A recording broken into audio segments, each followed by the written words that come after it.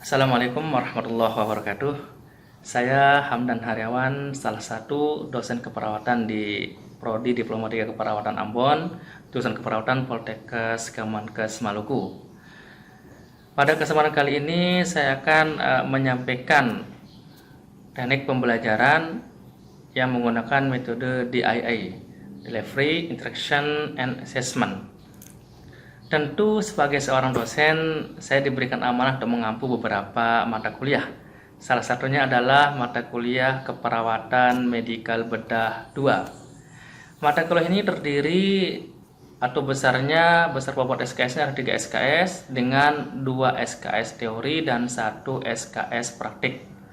Jadi mata kuliah Keperawatan Medikal Bedah 2 merupakan mata kuliah lanjutan dari Keperawatan Medikal Bedah 1 yang membahas tentang masalah kesehatan yang lazim terjadi pada usia dewasa, baik itu yang bersifat akut maupun yang bersifat kronik, dan tentunya disebabkan oleh beberapa faktor-faktor penyebab yang sifatnya patologis. Adapun capaian pembelajaran mata kuliah pada mata kuliah Keperawatan Medikal Bedah 2 ini diantaranya adalah: pertama, mahasiswa diharapkan mampu untuk menguasai konsep asuhan keperawatan pada rentang sehat sakit pada berbagai tingkat usia. Yang kedua, mahasiswa mampu untuk memberikan asuhan keperawatan kepada individu, keluarga, maupun kelompok dengan pendekatan keperawatan yang sifatnya bio, psiko, sosial, kultural, and spiritual, tentunya dengan menjamin keselamatan klien dan sesuai dengan standar asuhan keperawatan. Yang ketiga, mahasiswa mampu untuk mengelola asuhan keperawatan sesuai dengan kewenangan klinisnya.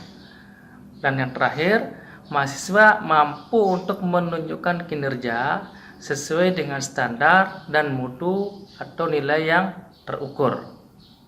Mata kuliah ini terdiri dari 16 kali pertemuan yang dibagi menjadi 14 kali pertemuan digunakan untuk proses pembelajaran, sementara 2 kali pertemuan digunakan atau dilaksanakan untuk proses ujian. Dan terdapat sub capaian pembelajaran mata kuliah pada setiap pertemuannya, yang secara garis besar sub capaian pembelajaran mata kuliah pada mata kuliah Keperawatan Medikal Bedah 2 ini terdiri dari: pertama, mahasiswa mampu untuk melaksanakan asuhan keperawatan yang terdiri dari pengkajian keperawatan, menentukan masalah keperawatan, hingga evaluasi keperawatan pada gangguan kebutuhan aktivitas yang diakibatkan oleh patologis pada berbagai sistem tubuh.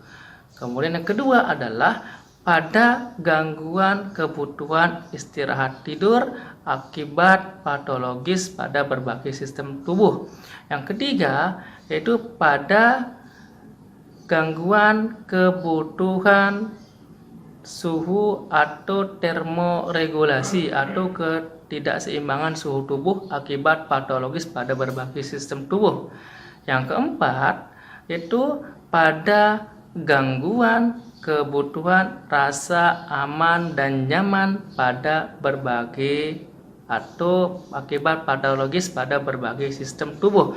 Dan yang terakhir, nanti mahasiswa diharapkan mampu untuk menerapkan asuhan keperawatan mulai dari pengkajian hingga evaluasi keperawatan pada keperawatan perioperatif. Kemudian, sebagai penunjang pada proses pembelajaran pada mata kuliah ini, mahasiswa juga diminta untuk mengeksplor bahan-bahan pembelajaran, baik dalam bentuk buku cetak, kemudian dalam bentuk buku elektronik atau e-book, ataupun dapat bersumber dari artikel-artikel terkait yang terbit pada jurnal-jurnal ilmiah yang dapat diakses secara terbuka. Proses atau metode pembelajaran yang saya gunakan dalam mata kuliah ini tentu terdiri dari: pertama, ceramah, kemudian diskusi, baik itu menggunakan SGD atau Small Group Discussion maupun dengan pemberian case study. Pemberian case study ini biasanya saya lakukan dan memberikan contoh kasus kepada mahasiswa yang nantinya didiskusikan bersama untuk mencari masalah keperawatan apa yang bisa atau yang timbul dalam kasus tersebut sebagai bentuk interaksi dengan mahasiswa. Bobot penilaian pada mata kuliah ini dibagi menjadi dua, yaitu bobot penilaian pada teori dan bobot penilaian pada praktik. Untuk teori, bobot penilaiannya adalah 70%. Sementara untuk praktik itu bobot penilaiannya adalah 30%. Yang 70% pada teori dibagi menjadi UTS-nya itu sebanyak 25%, UAS-nya 25%, dan penugasannya sebanyak 20%. Berikutnya akan saya tampilkan video terkait dengan praktik pembelajaran yang saya lakukan di kelas pada mata kuliah keperawatan medikal bedah 2 ini, tentunya pada pertemuan yang ke-8 yang membahas tentang asuhan keperawatan pada gangguan keseimbangan tubuh akibat patologis pada berbagai sistem tubuh. Terima kasih. Baik, assalamualaikum warahmatullahi wabarakatuh.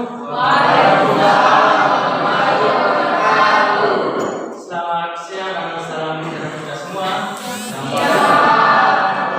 Baik, adik-adik sekalian, alhamdulillah puji syukur kepada Tuhan Yang Maha Esa, bahwasanya pada hari ini kita bersama-sama dipertemukan kembali dalam sebuah perkuliahan yang insyaallah dalam kesempatan kali ini kita akan mempelajari yang namanya asuhan keperawatan pada gangguan keseimbangan suhu tubuh. Jadi seperti yang diketahui bahwa pokok bahasa ini masuk dalam mata kuliah keperawatan medikal bedah 2 yang saat ini kita akan sama-sama berdiskusi, sama-sama belajar untuk pokok bahasa ini. Jadi seperti yang harus diketahui bahwa pada pokok bahasan asuhan keperawatan pada gangguan keseimbangan suhu tubuh yang terdapat dalam mata kuliah keperawatan medikal bedah 2 ini bertujuan untuk pertama diharapkan mahasiswa itu mampu dalam mengidentifikasi pengkajian-pengkajian yang berhubungan dengan gangguan keseimbangan suhu tubuh. Yang pertama. Tujuan yang kedua yang merupakan capaian pembelajaran dari mata kuliah ini adalah mahasiswa diharapkan mampu dalam menentukan diagnosa keperawatan yang berhubungan dengan gangguan keseimbangan suhu tubuh.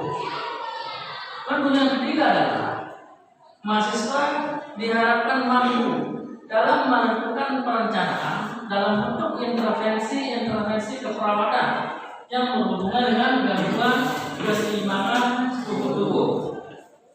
Nah, berikutnya adalah tadi diharapkan mahasiswa mampu mengimplementasikan tindakan keperawatan yang berhubungan dengan penanganan gangguan keseimbangan suhu tubuh. Dan terakhir adalah mahasiswa diharapkan mampu dalam melakukan evaluasi asuhan keperawatan gangguan keseimbangan suhu tubuh. Nah, 5 poin tersebutlah yang nanti tujuan atau menjadi harapan yang akan kita capai dalam bentuk capaian pembelajaran mata kuliah pada pokok bahasan asuhan keperawatan pada gangguan keseimbangan suhu tubuh. Oleh karena itu, yang menjadi pembahasan pertama kita dalam kuliah ini adalah terkait dengan sistem, ya, terkait dengan konsep termoregulasi itu. Tetapi ketika berbicara konsep, kita harus dapat memantapkan dalam pikiran kita dulu asuhan keperawatan tersebut, karena kita berbicara asuhan keperawatan. Tentu asuhan keperawatan ini bukan kali pertama Anda diajarkan, bukan kali pertama kita juga berdiskusi tentang asuhan keperawatan. Sebelumnya pasti kita akan berdiskusi, tapi pada konsep berbeda. Nah, sekarang saya tanya dulu. Asuhan keperawatan ada 5 proses. Siapa bisa membantunya 5 proses apa saja? Oke, silakan. Terus? Terus? Implementasi loh. Oke, mungkin ada yang bantu. Siapa namanya? Ada saya, silakan. Kajian, diagnosa, intervensi, implementasi, dan evaluasi. Betul.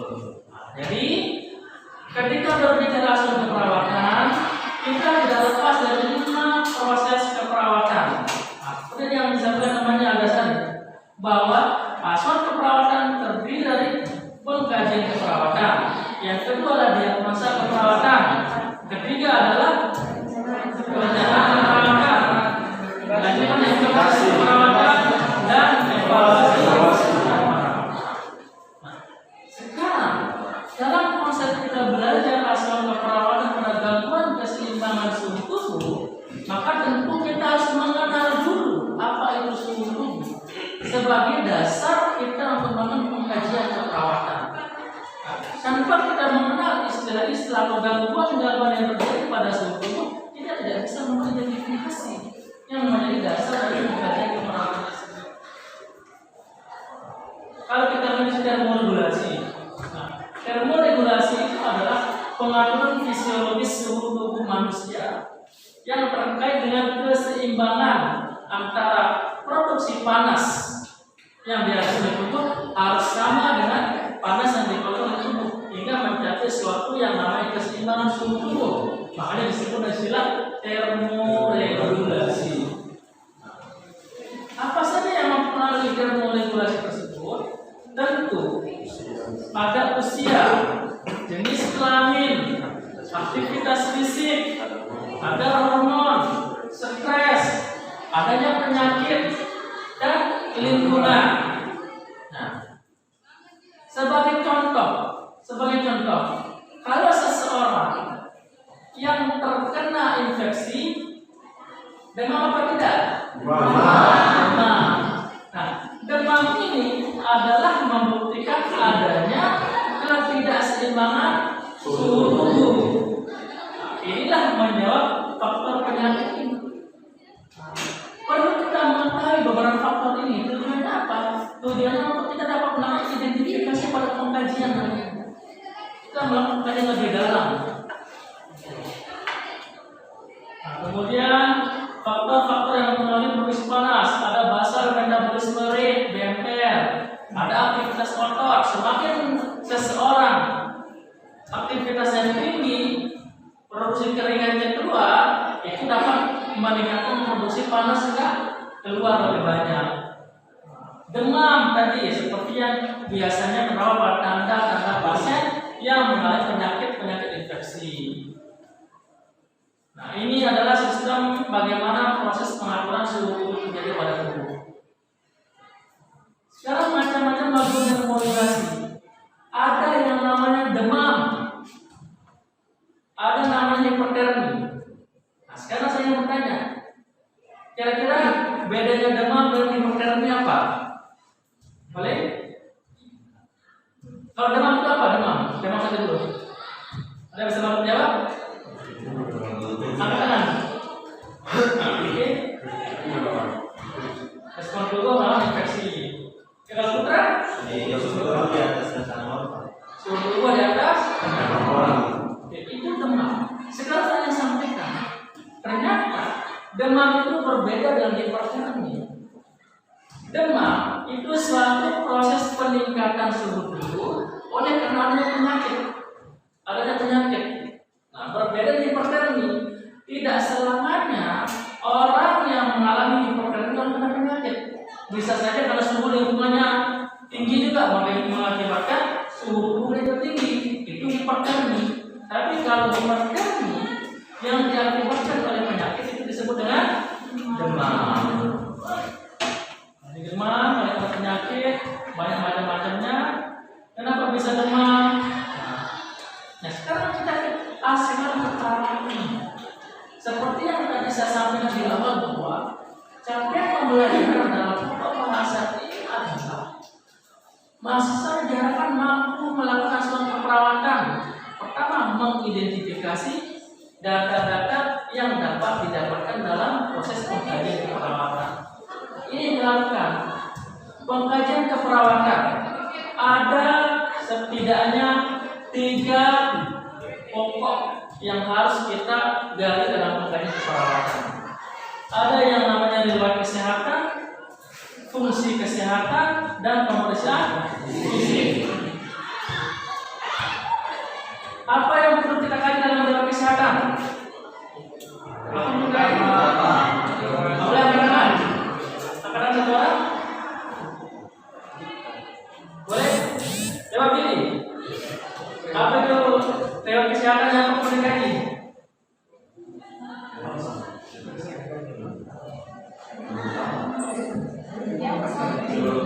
Ya, keluhan utama, salah satu betul.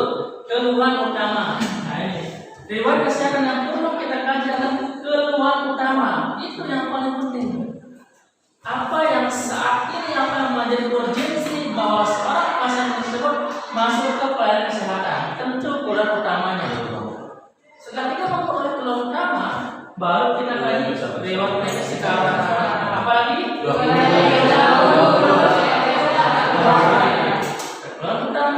Riwayat penyakit sekarang, riwayat penyakit dahulu, dan riwayat penyakit baru kita masuk ke fungsi kesehatan. Kita masuk ke pola-polanya. Ya, pola persepsi seperti apa, pola respirasi terganggu apa tidak, nah, pola kardiovaskular yang terganggu apa tidak. Kebutuhan sehari kita kaji. Baru nanti kita masuk ke pemeriksaan fisik. Pemeriksaan fisik ada 2 cara. Ada yang menggunakan pendekatan per sistem, ada yang menggunakan head to toe. Pendekatan per sistemnya itu mulai dari B1 hingga B6. Nah, kalau head to toe dari kepala hingga ujung kaki, itu namanya head to toe. Nah, tetapi dalam konteks gangguan termoregulasi, dalam pengkajian yang harus kita fokuskan adalah bagaimana kita mampu mengidentifikasi tanda-tanda vital pasien tersebut dengan baik, dan tentunya bagaimana kita mampu mengukur suhu tubuhnya dengan akurat. Itu yang paling penting. Karena ketika kita mampu mengukur suhu tubuhnya dengan akurat, kita dapat menentukan diagnosis keperawatan berikutnya. Apakah dia hipertermi atau hipotermi? Nah, kita nggak bisa klasifikasikan kita kaget demam seperti apa. Ada demam septik namanya. Itu bisa, yang penting adalah kita kuat dalam pengkajian. Pengkajian kita kuat. Itu yang paling penting. Karena pengkajian ini merupakan akar dari keberhasilan dari proses keperawatan hingga evaluasi. Nah, ini pengkajian. Sehingga kira-kira kalau kita mengkaji pasien dengan gangguan termoregulasi, maka ada 2 kemungkinan diagnosis yang sering kita temukan. Ada hipertermi dan hipotermi. Ada hipertermi dan hipotermi. Jika hipertermi, ini adalah suatu diagnosa keperawatan yang bisa kita angkat jika kita menemukan data-data yang mendukung, seperti peningkatan suhu tubuh di atas normal. Normalnya adalah 37,5. Ketika kita menemukan suhu tubuh di atas 37,5, maka bisa kita pastikan bahwa pasien ini kita bisa diagnosis keperawatannya adalah hipertermi. Nah, oleh karena itu sebagai seorang perawat kita tidak lepas dari buku panduan kita tidak bisa lepas. Ya. Nah, apa buku panduan kita? SDKI standar diagnosis keperawatan. SLKI standar luaran keperawatan. Ada TSIKI standar intervensi keperawatan. Itu menjadi pedoman kita dalam setiap melakukan asuhan kepada pasien. Ya, harus terbuka. Oleh karena itu, sebagai seorang perawat kita kita tidak bisa sembarangan melakukan suatu diagnosis keperawatan. Tentu ketika kita sudah melakukan pengkajian kepada pasien, menemukan data-data yang contoh misalkan pada pasien dengan gangguan termoregulasi. Nah, ketika terjadi peningkatan suhu tubuh, ini kayaknya arahnya ke hipertermi misalnya kita berpikir. Tapi sebelum kita mencampurkan hipertermi, kita coba dulu pedoman kita, acuan kita cocok apa tidak. Nah, ketika kita buka ternyata, oh cocok, berarti kita bisa angkat hipertermi. Ya, pahami? Itu diagnosis perawatan. Baik. Jadi ada dua yang bisa kita lihat, hipertermi dan hipotermi. Setelah kita menegakkan diagnosa keperawatan, contoh misalnya hipotermi, maka kita harus merumuskan intervensi keperawatan. Banyak intervensi keperawatan yang masuk atau yang bisa kita lakukan untuk menurunkan suhu tubuh pada hipotermi. Nah, kira-kira apa saja yang termasuk tindakan keperawatan yang bisa kita masukkan dalam intervensi keperawatan? Kita bisa menjawab? Oke, silakan Ustaz. Seperti dengan melakukan kompres tangan. Oke, contohnya dengan kompres tangan. Nah, itu yang artinya menjadi salah satu intervensi yang bisa kita berikan pada pasien-pasien dengan diagnosis hipotermi.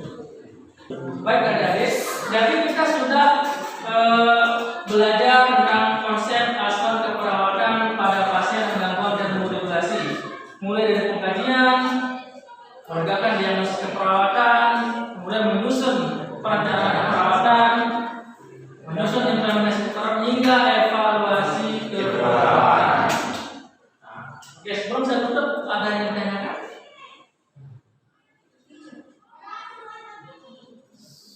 Ada? Oke, jika tidak ada, maka sebelum saya tutup, saya ingin akhiri, saya memberikan kesimpulan bahwa asuhan keperawatan termoregulasi adalah asuhan keperawatan yang diberikan kepada pasien-pasien yang terindikasi mengalami gangguan termoregulasi. Keberhasilan proses asuhan keperawatan dapat diukur dengan berhasilnya kita melakukan pengkajian keperawatan dengan baik. Dengan pengkajian keperawatan dengan baik, kita dapat menyusun diagnosis keperawatan, intervensi keperawatan, implementasi keperawatan, hingga kita dapat melakukan evaluasi keperawatan dengan baik. Jadi yang paling penting adalah tuliskan apa yang ingin Anda kerjakan dalam asuhan keperawatan dan kerjakan apa yang Anda tuliskan dalam asuhan keperawatan. Sekian dari saya. Terima kasih dan assalamualaikum warahmatullahi wabarakatuh.